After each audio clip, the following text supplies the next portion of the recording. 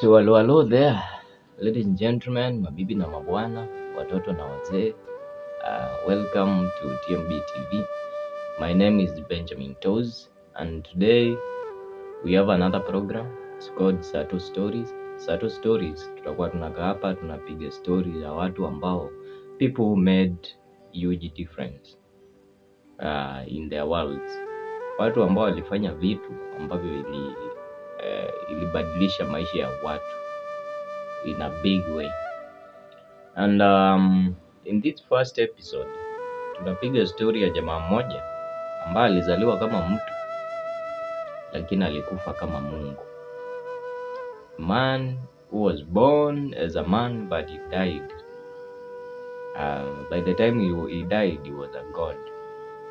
And the name of that man was SIDDHARTHA Gautama, or by the title the Buddha, who is the father of Buddhism. So SIDDHARTHA Gautama, he was born as a prince in a place called Lumbini, in the present day Nepal. Huko Nepal kuna place inaitwa Nepal, ina border India. So yeye alizaliwa hapo karibu na border ya India in a place called Lumbini in around 500 BC. That's miaka 500 before Yesu azaliwa. So Buddha alizaliwa kabla Yesu hajazaliwa, like 500 years before Jesus was born. So around 500 BCE. So SIDDHARTHA Gautama was born as a prince to a king called Shodhana Gautama, and it said that when he was born alikuwa tayari anaweza kuongea, yaani alizaliwa kama anaongea. So the first thing he said wakati alizaliwa, alisema yeye alizaliwa to save people from suffering. Yaani imagine huyu jamaa alizaliwa tu hivi na akaongea. Mimi nilizaliwa nikakaa miaka 2 kwanza kabla siongeleshe mtu yote. Alizaliwa tu hivi na akaongea. So wakati alizaliwa kuna some sages au yogis wanaitwa hivyo huko India, they are religious leaders, wenye walipredict wakasema huyu jamaa ni either he will become a great emperor ama like a king, a great king, or he will become a great sage. A sage is like a religious leader. So wakati alizaliwa au jamaa alisema huyu jamaa kuna kitu iko ndani yake. If he doesn't become a great emperor, he will become a great sage or a great religious leader. So wakati babake alisikia hiyo story, kwa sababu yeye alikuwa king, alikuwa anataka huyu jamaa wake akuwe emperor. Hakuwa anataka hii story ya sage. Alikuwa anataka akuwe great emperor, akuje akuwe king kama yeye na akonke some other kingdoms, akuwe some great emperor. Na kuanzia hiyo siku akaanza kumprepare kukuwa great emperor. So alichukua huyu jamaa akamweka separately, akakuwa guarded. There's no any kind of suffering. Hakuna hata kuinteract na watu wazee, hakuna hata kuinteract na watu wenye ana interact nao wako selected few. So jamaa alikuwa hajawahi ona any kind of suffering. He was shielded from any kind of suffering by his father. So jamaa akakua akafika 16 years. At the age of 16 akaoa a very beautiful princess na wakajaliwa na mtoto mmoja. So that time wakati mtoto wao bado wako mdogo, ndio jamaa alikuja akaconvince. Unajua alikuwa hata atoki ndani ya palace, alikuwa anaishi tu ndani ya palace. Babake amesema huyu jamaa asitoke huko nje aone suffering na nini. So the guy was just living in the palace. So wakati amepata mtoto akiwa bado mdogo, is the time aliconvince jamaa mmoja pale, driver wa chariot. Unajua wakati wa kukuwa na magari, it was chariots. zilikuwa zinavurutwa na horses. So huyu jamaa akaconvince one of the chariot drivers, alikuwa anaitwa Chana. So jamaa Siddhartha Gautama akaconvince Chana amtoe nje ya palace, waende watembee huko nje. Blanda.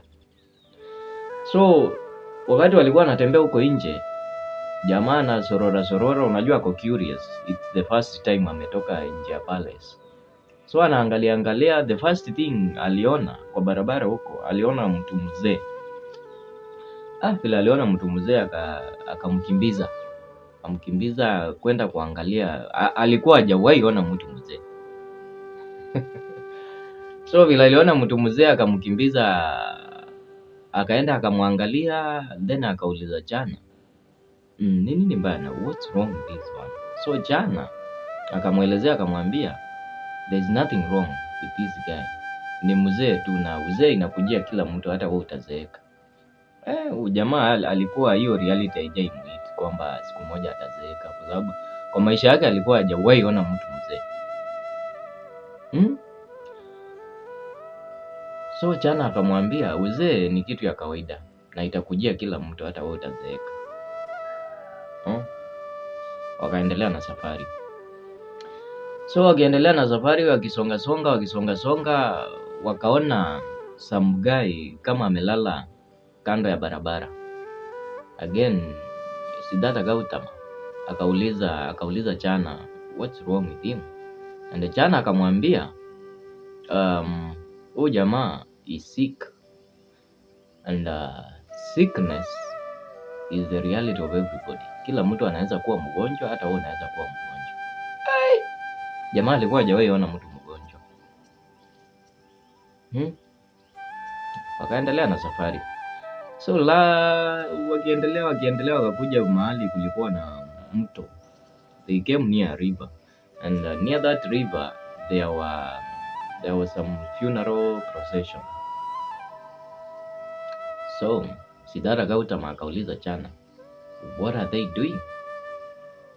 Chana akamwelezea, akamwambia that's a funeral procession, wanaenda kuzika mtu. Jamaa akaenda hapo akaangalia, and he saw a dead person for the first time. Alikuwa hajawahi ona mtu a dead person. Alikuwa hajawahi jua kwamba watu wanakufanga. So akamuuliza what's wrong with him? Na Chana akamwelezea, akamwambia huyu jamaa amekufa, na kifo pia inakujia kila mtu. Kila mtu atakufa, hata wewe utakufa. Jamaa akashangaa, hapa kunaendaje sasa? Wakitembea wakapita hapo mtoni. Wakitembea bado, ndio jamaa akakuja akaona jamaa mwingine kama amekaa.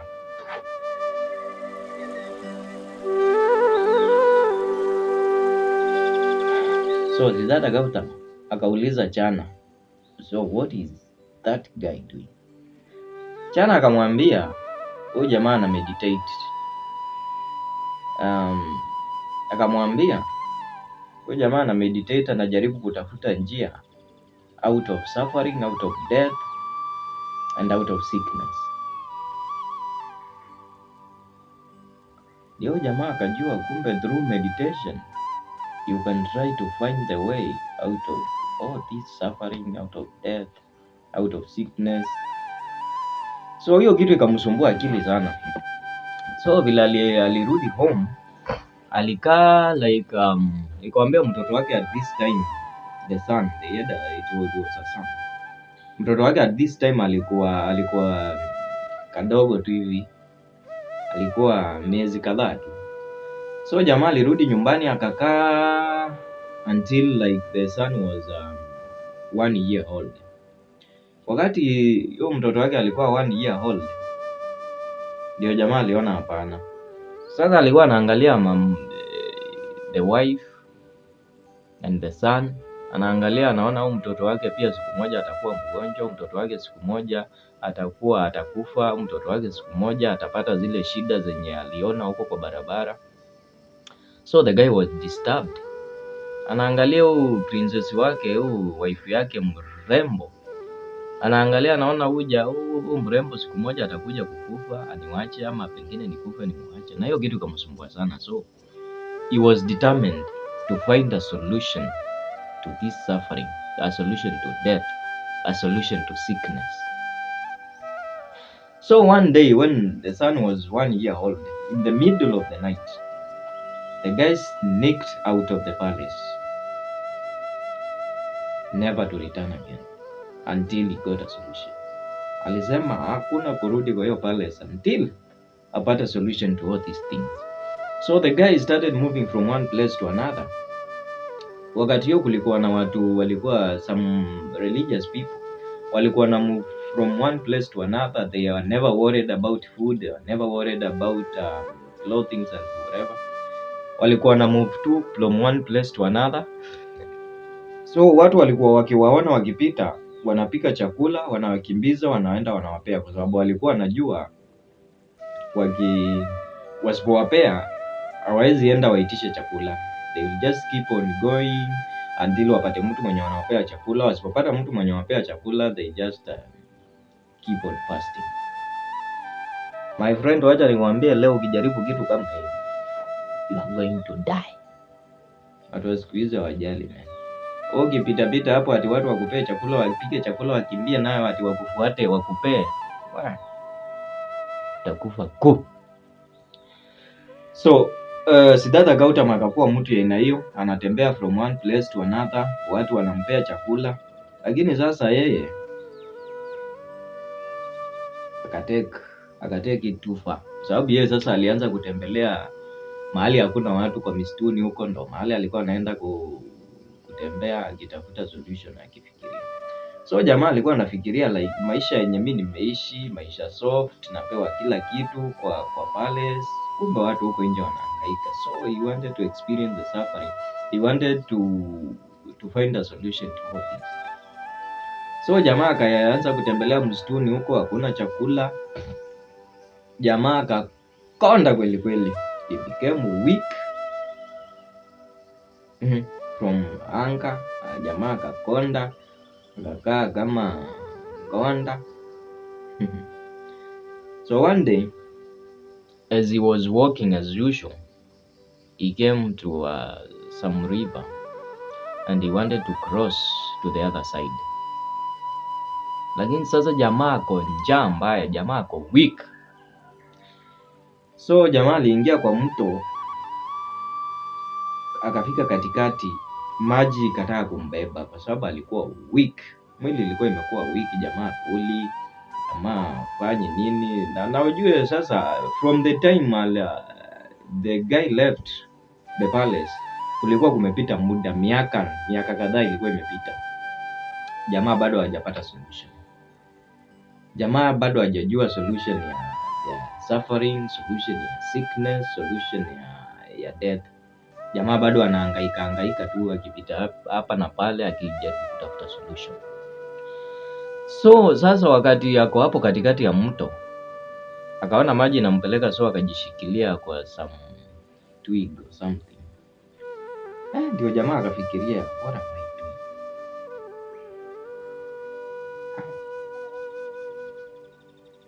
Akasimama kwanza, akafikiria, akasummon kale ka strength kalikuwa kamebaki, akavuka mto.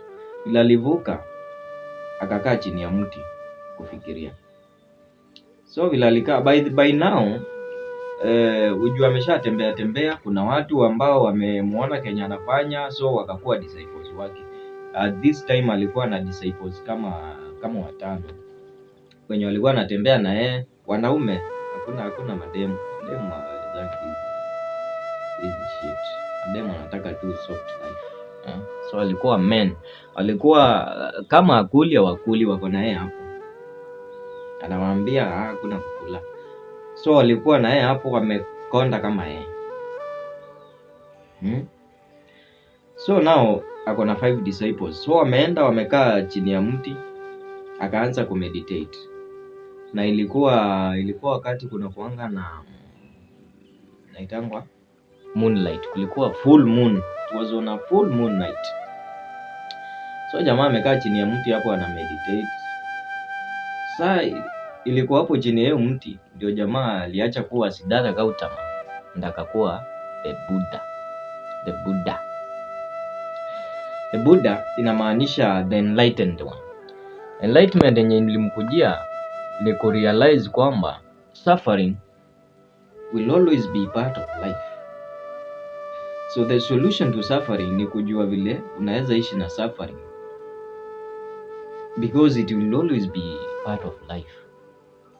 Na akaona it was at this point, akaona hata historia ya kushinda akikaa njaa haiwezi, na it's not the solution. Hapo ndio aliamua sasa hiyo sio solution, kukaa njaa. So akaamua kukaa in between, sio maisha ya starehe na sio maisha ya uchochole kabisa, somewhere in between, mahali unakula but you are not worried about your wealth, you are not worried about your status, uko hapo. So wakati ya jamaa alifungua macho, unajua ukimeditate unakuwa umefunga macho, na wale madisciples wake pia wamefunga macho na meditate. So wakati alifungua macho aliwaambia, mtengeneze kitu tukule. And the guys wakashangaa, ndio mtu alikuwa anakuambia tusikule na tukamfuata kwa sababu hiyo kitu, because we thought that was the solution. So wakati aliwaambia mtengeneze kitu tukule, the guy wakaona huyu jamaa sasa ameshindwa na hii maisha, so hawezi kumfuata tena.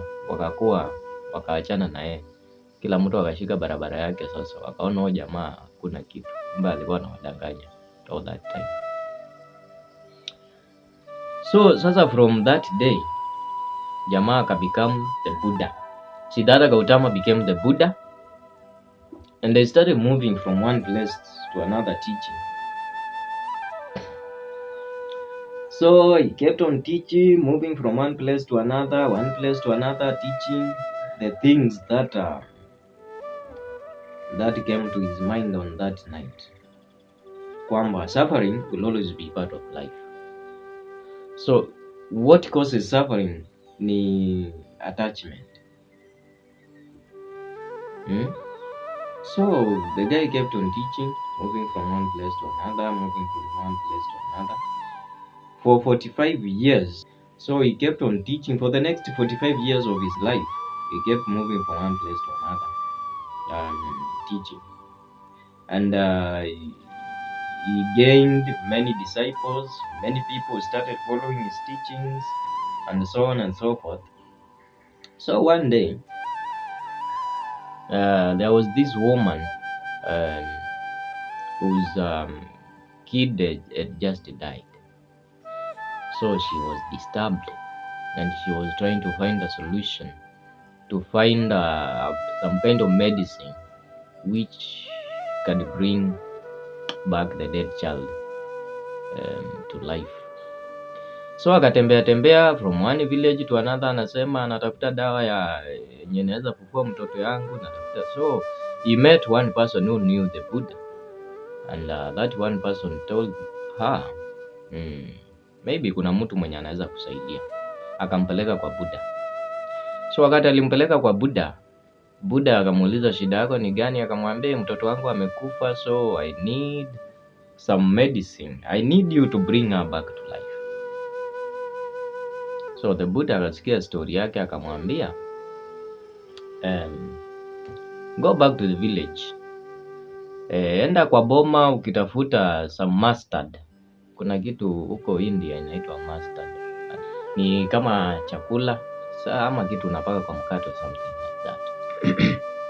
So akamwambia enda tafuta mustard kwa maboma. Enda kwa kila boma ukiulizia mustard.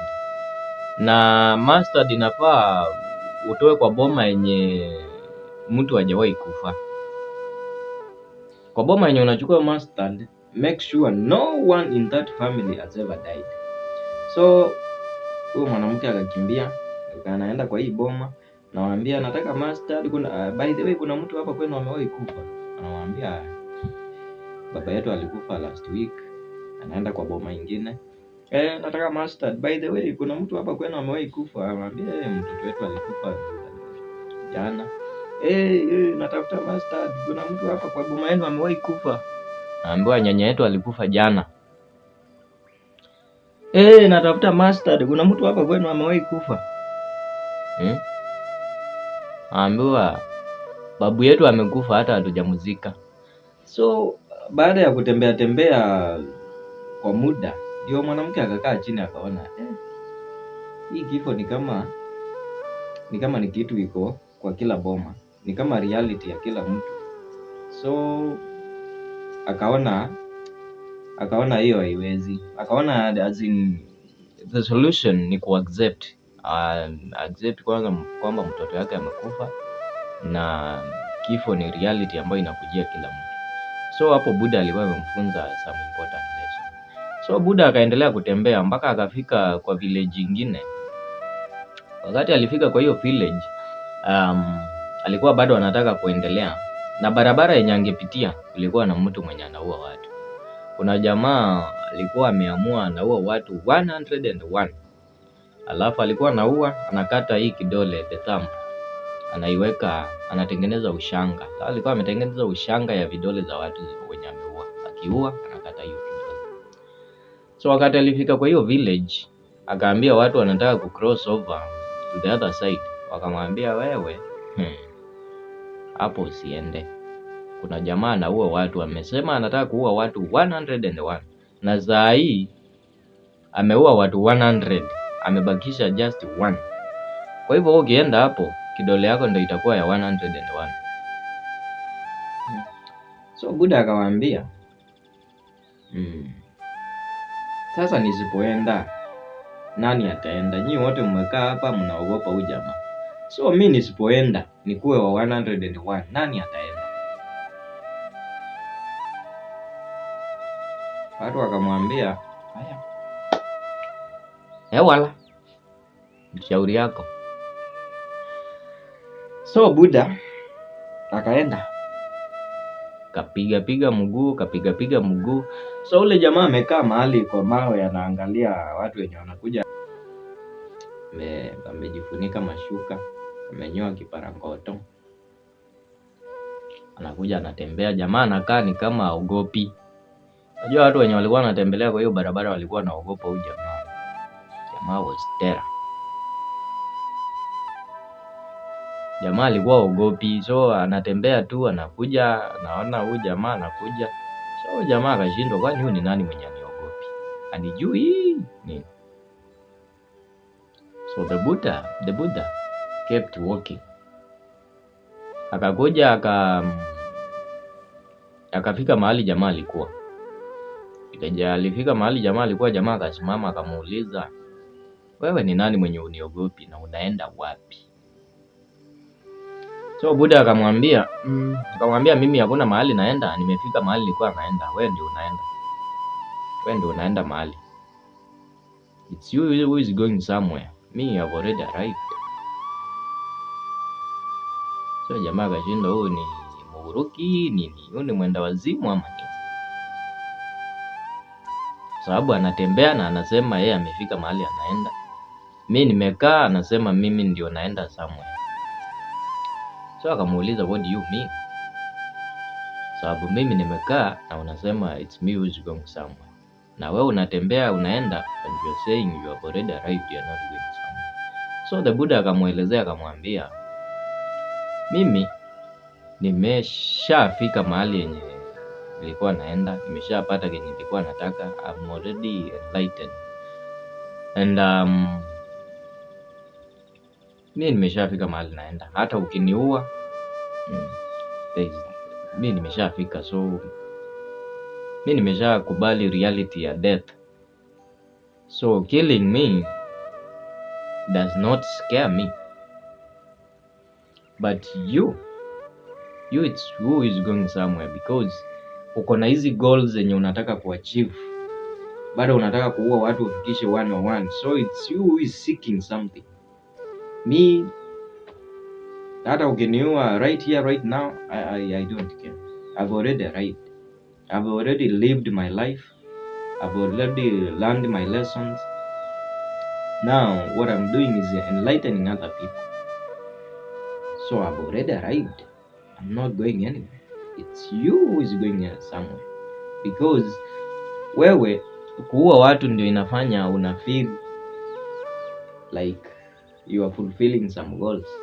So it's you who is going somewhere. Huyu jamaa akajua kumbe huyu jamaa ana kichwa mzuri. Kajua kumbe jamaa huyu, yaani akashtuka sana na story yao jamaa, akafeel intrigued mpaka akaamua kuwa disciple wake. So the guy decided to be the disciple of the Buddha.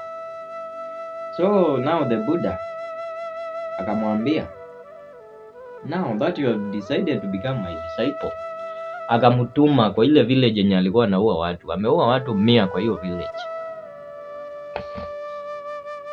Buddha akamtuma akamwambia, sasa enda ukateach hizi teachings zangu kwa hiyo village. Hiyo village yenye umeua watu 100. Ndio Buddha alimtuma. Jamaa akaenda. Jamaa vile alifika hivi, imagine at that time population haikuwa juu sana. So like 100 people in a village, it's like everybody has lost someone to this guy. Then this guy is back now as a sage, as a religious leader. So jamaa vile alianza kutembea, watu wakaanza kumpiga mawe, but the guy kept on walking, kept on going. Watu wakampiga mawe mpaka akaanguka chini. So the Buddha ndo alikuja akawauliza, akawaambia waache. Ambao jamaa ameshaua watu, but now he has decided to become my disciple. So ukimlinga mawe ama ukimpiga mawe, ni mimi ndio utakuwa unapiga mawe, because he's my disciple. So the Buddha kept teaching for 45 years, moving from one place to another. He gained a lot of followers until the time he was 80 years old. He died at 80 years old. And when he was dying, he sat under a tree to meditate. And he said these words. He said that impermanent are all created things. Strive on with awareness. And then he died. So that's how Siddhartha Gautama became the Buddha. And that's how a man who was born as a man became a god. Although Buddhists don't necessarily worship Siddhartha Gautama, or they don't worship the Buddha, but they follow his teachings. Millions and millions of people follow his teachings. So I think it's okay to say that he was not just an ordinary man, he was a god. So that's our story for today, the story of Siddhartha Gautama and how he became the Buddha. See you next time. We'll have another interesting story. TMB TV, hapa ndio nyumbani. Cheers. Goodbye.